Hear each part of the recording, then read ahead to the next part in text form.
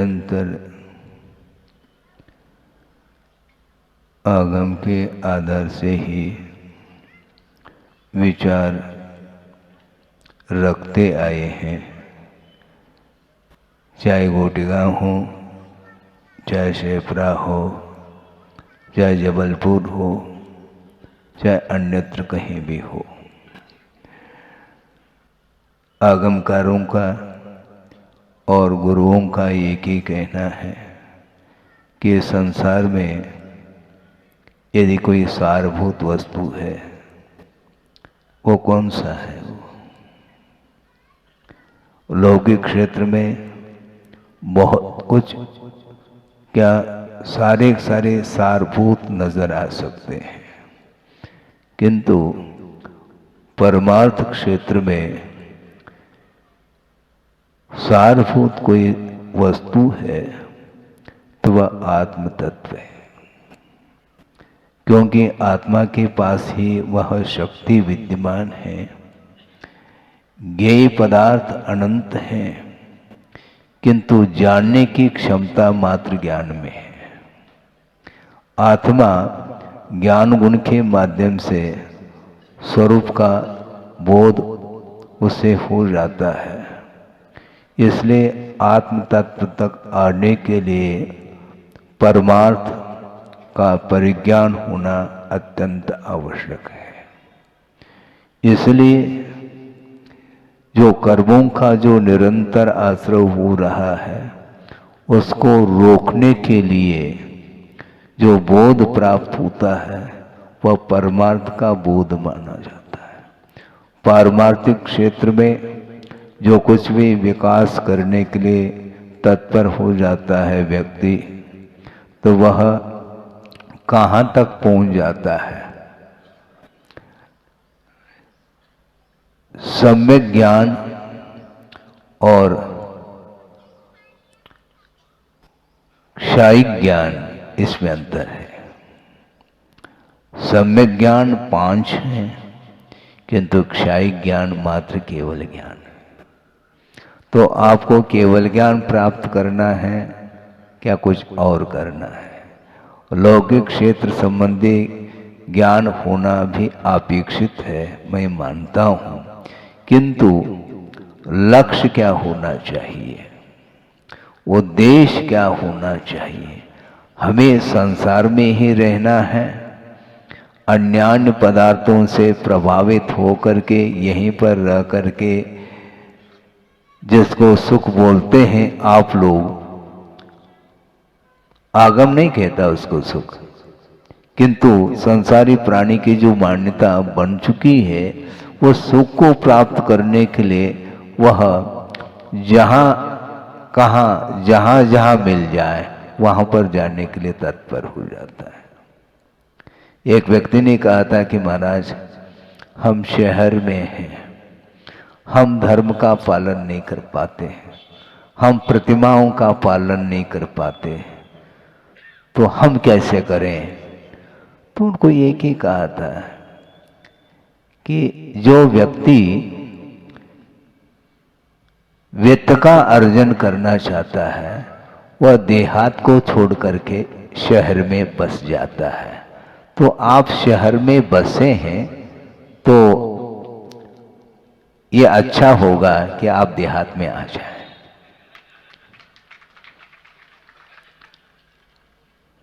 व्यवसाय के लिए आप बिल्कुल महानगरी वहां पर पहुंच जाते हैं, और वहां पर भी चौराहे पर चुनते हैं, जहां पर लाखों की तादाद में जनता आती रहती है। वहां पर यदि वह दुकान खोल दी जाए तो वह अच्छी स्पीड से चलेगी, रफ्तार से चलेगी। यह दिमागी तो है। तो धर्म की उपासना करने के लिए, समीचीन आचरण का पालन करने के लिए, धार्मिक संस्कार को और उन्नत बनाने के लिए आपको देहात आना पड़ेगा। चाहे आज आ जाओ, चाहे कल आ जाओ। गांव बहुत अच्छा है, जिसको गोटेगांव बोलते हैं।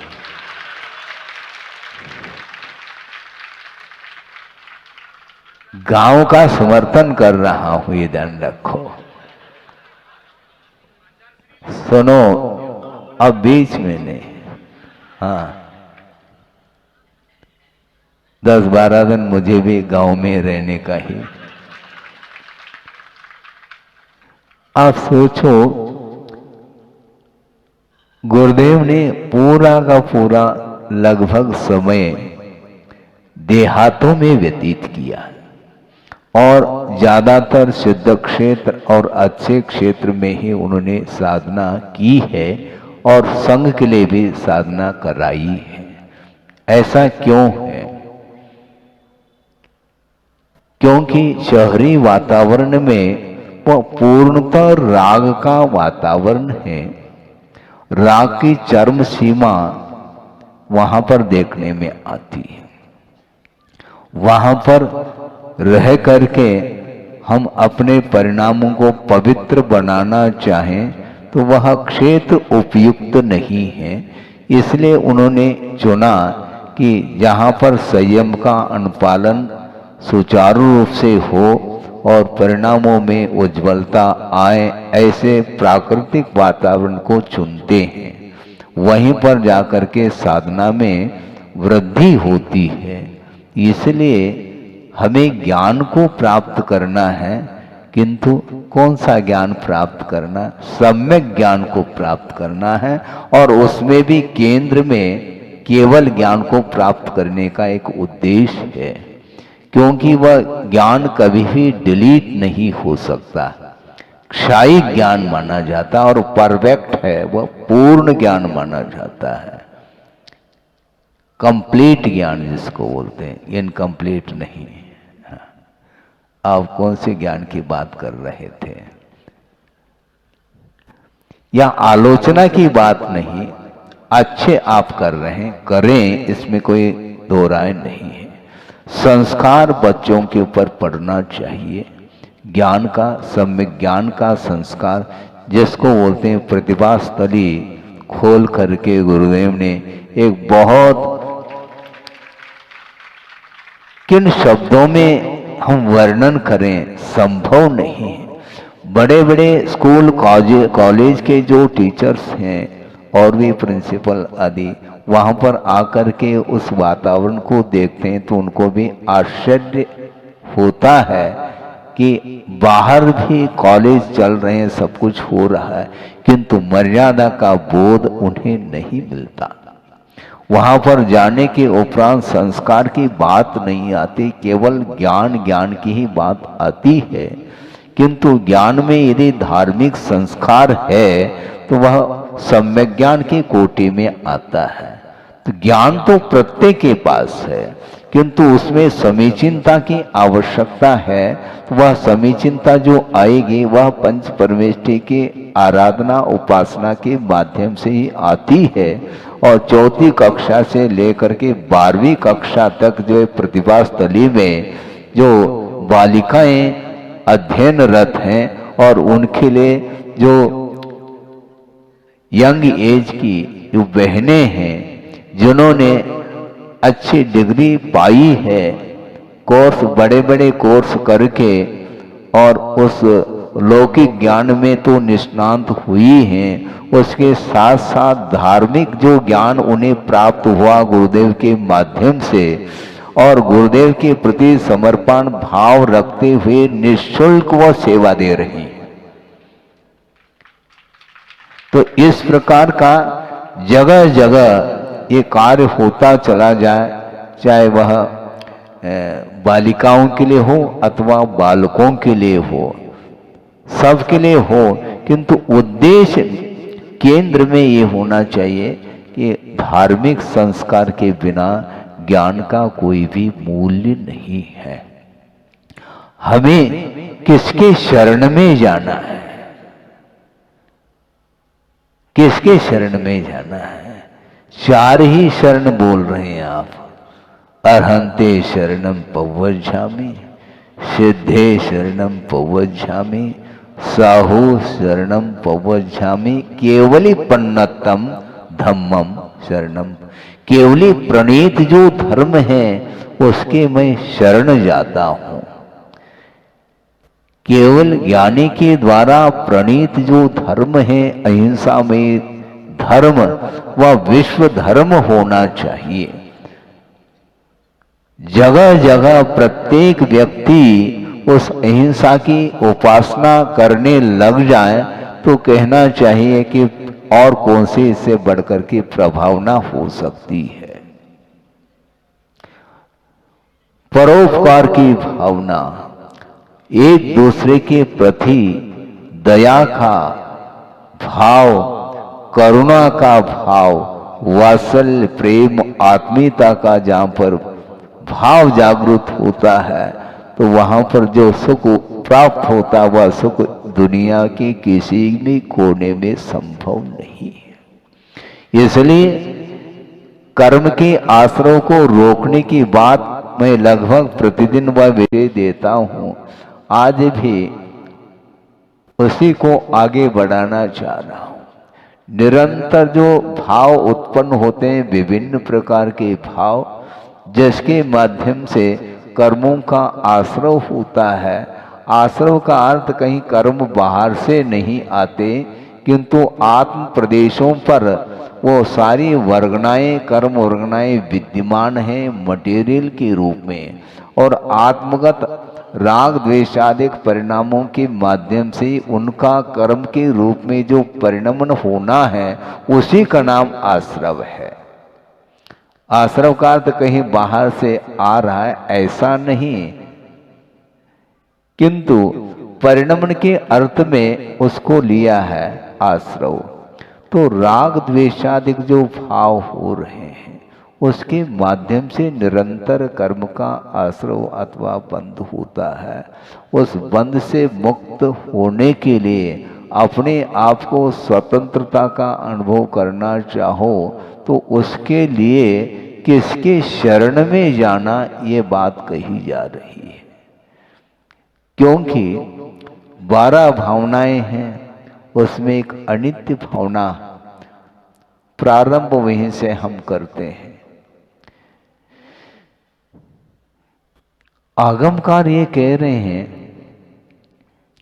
तत् भवे किम शरणम, ये संसार में क्या शरणभूत वस्तु है।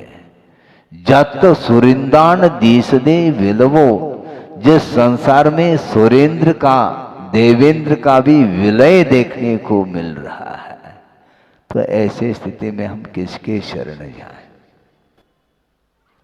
तत् भवे किम शरणम जत सुरिंदान दीसदे विलवो, और हरिहर बुम्बा दिया काले ने कवलिया जथ। बड़े बड़े जो पुण्यशाली व्यक्तित्व को लेकर के हैं उनका भी विलय देखने में आता है। काल के द्वारा सब कवलित होंगे। हाँ, जब तक जीवन है तब तक जीवन है, उसके बाद अवसान का जब समय आता है फिर बाद में अवसान होते पुनः उसको 1 to 1 करना है, ये भी ध्यान रखें। बड़े बड़े डिग्री लेने के बाद भी गाड़ी पुनः रिवर्स होती है और पुनः नर्सरी से प्रारंभ होता है। इसलिए नर्सरी को पक्का करो, बार बार नर्सरी का मुख देखना न पड़े, इस प्रकार का कोई रास्ता, ऐसी कोई तरकीब, टेक्नोलॉजी जिसको बोलते हैं, ऐसा ढूंढो जिसके माध्यम से एक बार ज्ञान प्राप्त होने के बाद फिर उसका विनाश न हो। तो अक्षय अनंत सुख के कारणभूत ये केवल ज्ञान है। उसको प्राप्त करने का एकमात्र संकल्प होना चाहिए, उद्देश्य होना चाहिए। उद्देश्य के अनुरूप ही कार्य होता चला जाता है। इसलिए गुरुदेव ने ये कहा था कि कार्य के संपादन में कारण उतना महत्वपूर्ण नहीं जितना कि उद्देश्य। वैसे कहा है साधक तमह करणम, ऐसा कहा। कारण जो होता है वह साधकतम होता है, किंतु इससे भी महत्वपूर्ण विषय है किमर्थम, ये किसके लिए ज्ञान प्राप्त करो, कोई बाधा नहीं, किसके लिए क्यों करें, एक व्यक्ति आए, महाराज हमारे बहुत दिन की भावना और उत्कंठा है, स्वाध्याय करने की लगन हमारे अंदर है, कहाँ से मैं प्रारंभ करूं? तो गुरुदेव ने कहा बहुत अच्छी बात है, स्वाध्याय करने वाले लोग कम हो रहे हैं, आपकी भावना बहुत अच्छी है, लेकिन मैं अपनी तरफ से ये पूछना चाहता हूँ, स्वाध्याय क्यों करना चाहिए? स्वाध्याय के पीछे लक्ष्य क्या है, उद्देश्य क्या होना चाहिए? स्वाध्याय के माध्यम से ज्ञान प्राप्त करने से विवेक जागृत होता है, और विवेक यदि जागृत नहीं हो रहा है तो वह ज्ञान सम्यक ज्ञान की कोटि में नहीं आ सकता। तो इसलिए इसी प्रकार उनने एकाकी होकर के क्या चिंतन उन करते होंगे, और चिंतन करते करते जब सामने वह विषय आ जाता है तो वह विस्मय में पड़ जाता है व्यक्ति कि ये चिंतन किया था, और हम सोचते थे महाराज तो फ्री में बैठे रहते हैं, फ्री में नहीं बैठते हैं, ध्यान रखो। वो कभी फ्री में बैठते नहीं, निरंतर जो है विश्व के हित का ही चिंतन करते रहते हैं, उसके माध्यम से बड़े बड़े प्रकल्प सामने आ रहे हैं।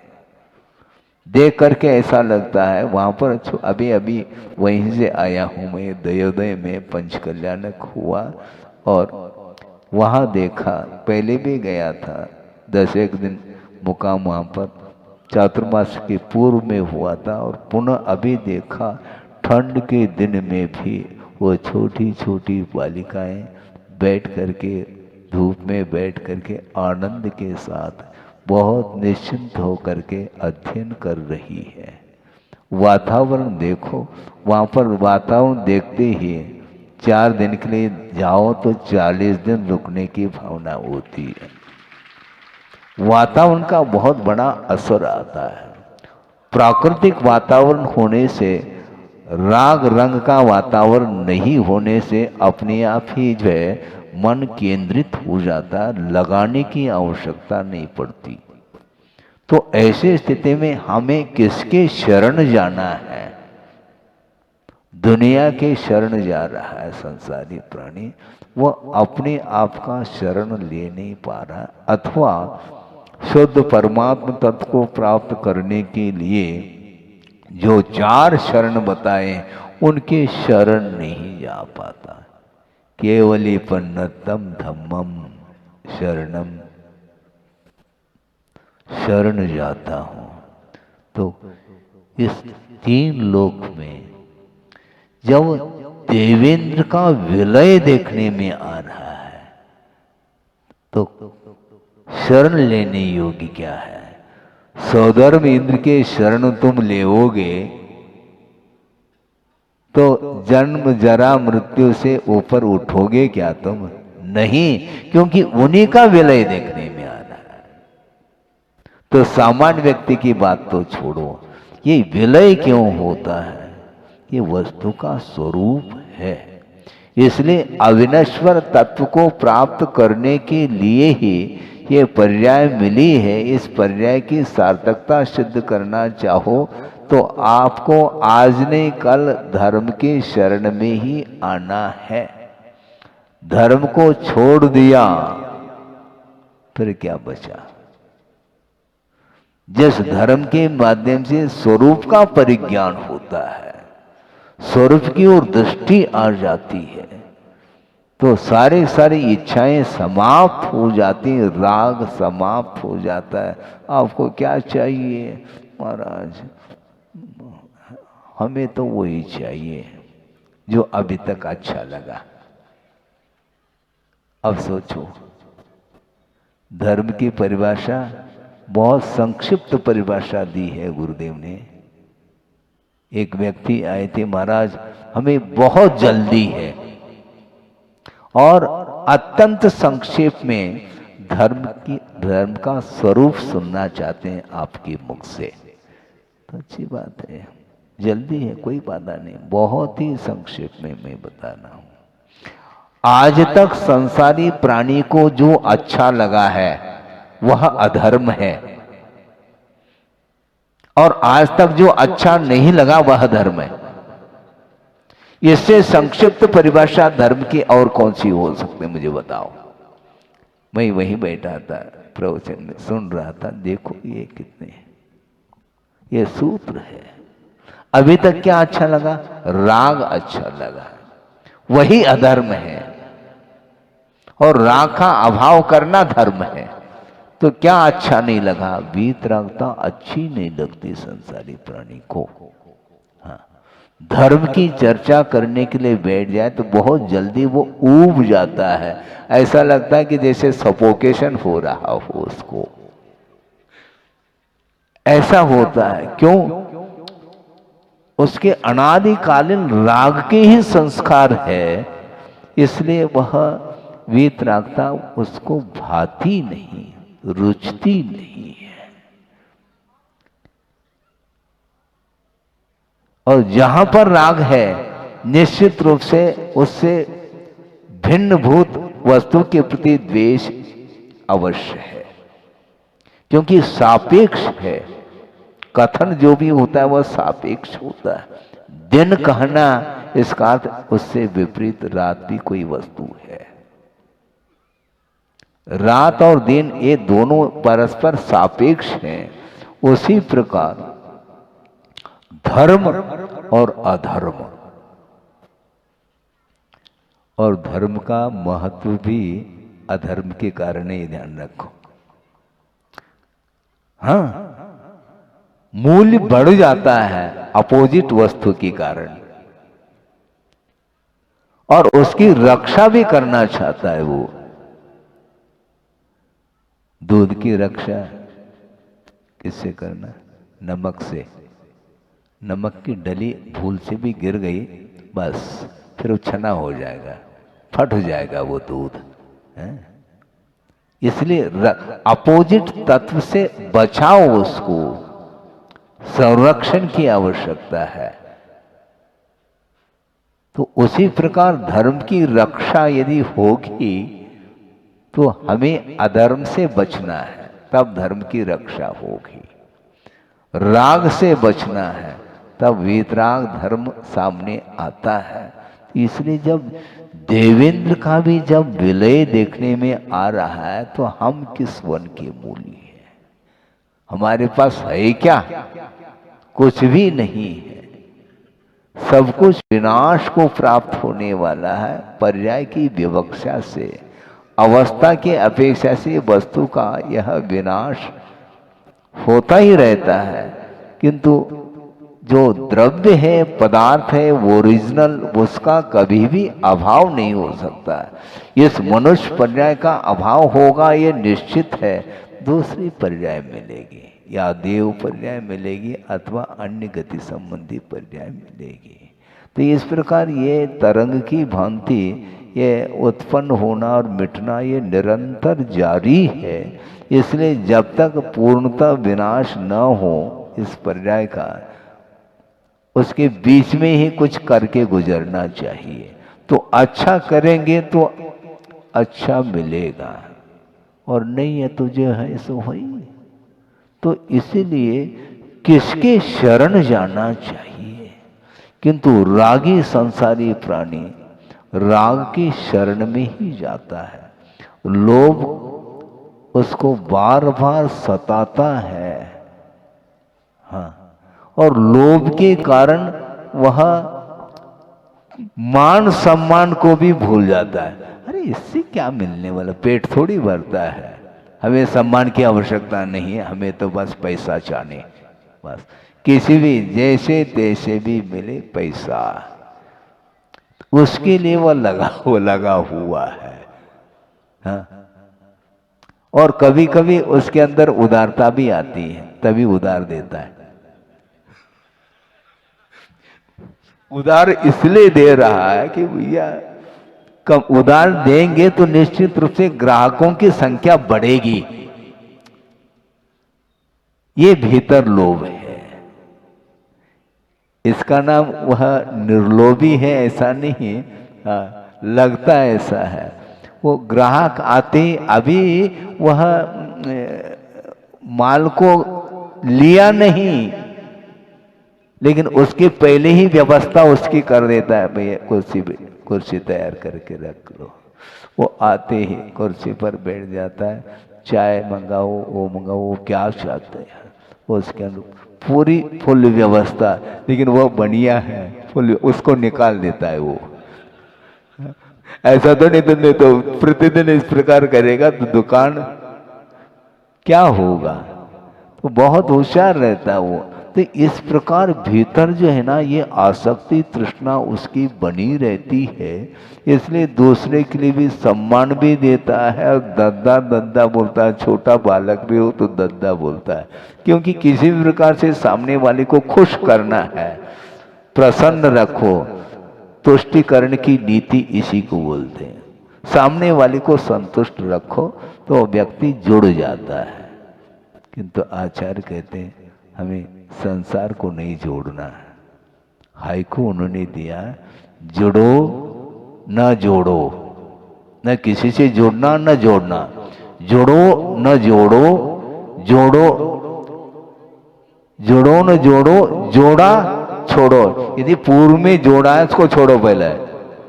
जोड़ो न जोड़ो, जोड़ा छोड़ो, जोड़ो तो बेजोड़ जोड़ो कहा। और बेजोड़ कौन है? पंच परमेष्टि से ही हम संबंध रखेंगे, वही बेजोड़ है। बाकी सारे सारे ओम शांति कुछ है ही नहीं। संसारी प्राणी राग के कारण किसी के साथ मित्रता रखता है, मित्रता का व्यवहार करता है, वह पार्टनरशिप है। कब तक वह पार्टनर रहता है? जब तक तालमेल है, नहीं तो समाप्त। यदि मान लो 1% भी यदि तालमेल में गड़बड़ी है तो वह मित्रता टूट जाएगी, वह मित्र रह ही नहीं सकती। वह पार्टनर को अलग कर दे, भैया हमें नहीं करना। वो घुमा फिरा करके उसको अपने आप को पृथक कर लेता है, क्योंकि जिस उद्देश्य को लेकर के हमने संबंध रखा था उसमें कोई लाभ नहीं, प्रॉफिट नहीं, वो इनकम चाहता है। इनकम का क्या अर्थ है? कम। हाँ, आने दो, भीतर आने दो, इनकम, कम इन। कम इन अर्थात भीतर आ जाओ। भीतर आना ही इनकम मानता है वो। बस इतना वो अलर्ट रहता है, इसलिए उसके लिए सम्मान वो ये इससे कोई प्रयोजन नहीं। इसलिए बाहरी वस्तुओं के प्रति जब तक हमारा आकर्षण बना रहता है तब तक उसकी धारणा यही बनी रहती, यही मेरे लिए शरण है, ये परिवार ही मेरे लिए शरण है, ऐसा मानता है। जबकि उसका विलय होना है। लेकिन विलय होते हुए महाराज ये आपके प्रवचन तो हमें तनाव के लिए कभी कभी कारण बनते हैं। तनाव नहीं है, नाव में बैठो। तनाव क्यों? क्योंकि वस्तुतः ये 4 ही शरण है। अन्य जो भी पदार्थ है वो हमारे लिए शरणभूत नहीं है। इस प्रकार दिव्य वाणी है ये, जिनेंद्र भगवान की वाणी। तो ऐसी स्थिति में अकाट श्रद्धान करो और यह प्रयोजन भूत जो तत्व है उसको प्राप्त करने के लिए सम्यक ज्ञान की आवश्यकता पड़ती है। वो मुस्कान ले रहा है, ये क्या बात है? राजा ने सोचा ऐसा क्यों? तो क्यों क्या? अब क्यों मत पूछो। अब तर्क के लिए कोई गुंजाइश ही नहीं। माता पिता के शरण में था, उन्हें शरण दिया नहीं। अब आपके पास मैं आया हूं और आप भी मेरे लिए शरण नहीं देंगे, क्योंकि घोषणा आप कर चुके हैं। तो ऐसी स्थिति में रोने से क्या लाभ है? हमें अब रोना धोना कुछ नहीं, जो होगा देखा जाएगा। और उसको अच्छे ढंग से नहला धुला करके तैयार कर दिया और उसको रथ में रखा गया और बिल्कुल नगर की परिक्रमा करके और नदी के पास उसको ले जाया गया। अब बलि चढ़ाएंगे और उस समय उसके मन में भाव आया, थोड़ा मुझे सोचने दो, थोड़ा वक्त दो, और वह प्रभु की आराधना करने के लिए बैठ गया। इतने में होता क्या है, आकाशवाणी होती है और तुरंत उसने कहा, क्या चाहते हो?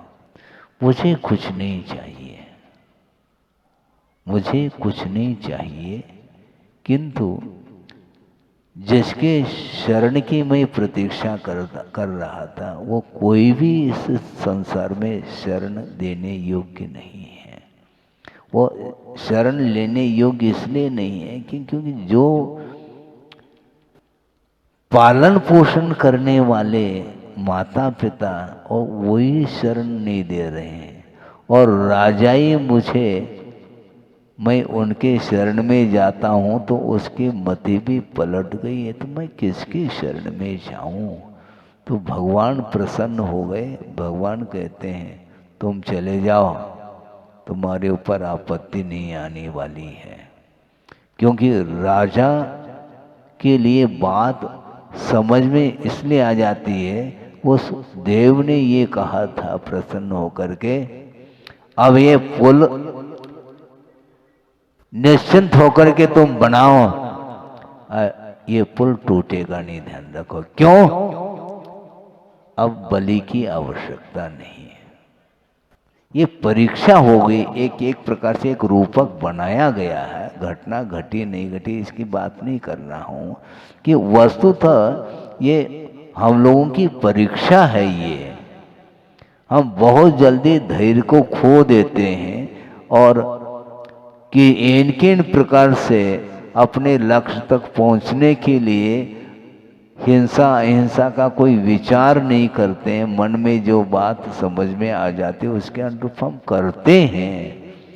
दिमाग होते हुए भी आस्था की कमी होने के कारण हम किन प्रकार से सोचते हैं, किसी भी प्रकार से उसकी पूर्ति होनी चाहिए। ये किन प्रकार से पूर्ति मत करो, किंतु दया को यदि छोड़ोगे तो निश्चित रूप से अहित होगा। जो कुछ भी देखने में आ रहा है वो निश्चित रूप से ये कर्म परीक्षा लेता रहता है। कर्म बांधा है तो समय समय पर वह उदय को प्राप्त होता है, तो आपकी परीक्षा होगी। इसके उपरांत भी तटस्थ होकर के आप ऐसे कोई विचार करो जिसके माध्यम से न किसी की हिंसा हो न कुछ हो। इस प्रकार सोचने में नहीं आता महाराज। कौन सोचेगा? केवल अपने ही अपना सोचना चाहता है, दूसरे के भले के बारे में कुछ नहीं सोचोगे तो तुम्हारा भला कैसा होगा? तुम्हारा भला तभी होगा जब तुम्हारे द्वारा विश्व का भला हो। ये ध्यान रखो। एम होना चाहिए, लक्ष्य होना चाहिए, किसी भी प्रकार से सुखी रहे पूरा संसार। लेकिन पूरा संसार सुखी तब रहेगा जब उसके अनुरूप कृत्य करेगा।